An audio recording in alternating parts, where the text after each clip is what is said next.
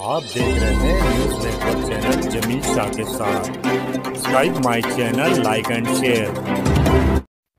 Rashtrawadi Congress Party Sharad Pawar गट के धुले शहर अध्यक्ष रंजीत राजे भोसले ने धुले जिला मराठी पत्रकार भवन में पत्रकार परिषद लेकर धुले शहर में तकरीबन 367 ठिकान पर अवैध धंधे चल रहे हैं, जैसे गांजा, मटका, सट्टा, भांग, दारू, कोरक्स, चक्री, सोरठ, 4 पीस, जानवरों की तस्करी, चोरी के भंगार दुकानें, ये सब धंधे किसी राजकीय पुडारी व पुलिस प्रशासन के आशीर्वाद से चल रहे हैं। रंजीत राजे ने आरोप लगाते हुए कहा कि मुझे लगता है हमारा शहर अब अवैध धंधे की राजधानी बन चुका है। इसके जिम्मेदार पुलिस प्रशासन है। अगर ये धंधे बंद नहीं किए जाते हैं तो हम इसकी तकरार राज्य के मुख्यमंत्री व गृह मंत्री को देंगे। तब भी ये धंधे बंद नहीं किए गए तो हमारे पक्ष के पदाधिकारी रस्ते पर उतरेंगे।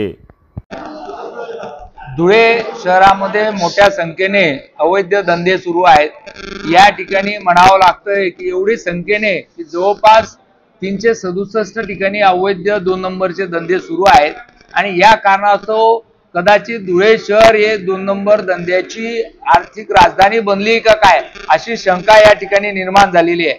त्या निमित्ताने आम्हाला सांगावंसं वाटतं की वेगवेगळ्या प्रकारचे जे सट्टा पेढी असेल, अवैध गांजा, कोरेक्स बॉटल, सोरठ, गुटखा विक्री, बनावट दारू, चोरीचे भंगार, अवैध जनावर वाहतूक, वाळू तस्करी, डुप्लिकेट डांबर, केमिकल, टायगर, काला पिला, अवैध जनावरे वाहतूक, 4 पीस, चोरी व विमाच्या गाड्याचे स्क्रॅबिंग, मटका असेल, सट्टा पेढी असेल, अशा विविध प्रकारचे धंदे, जवळपास 21 प्रकारचे धंदे 367 ठिकाणी या ठिकाणी शहरामध्ये चालू आहेत।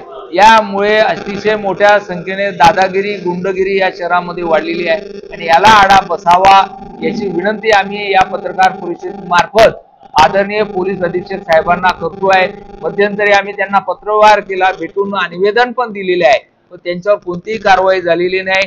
जर अवैध धंद्यांवर कारवाई झाली नाही तर कदाचित धुळे शहराच्या भवितव्यावर मोठा प्रश्न निर्माण होणार आहे।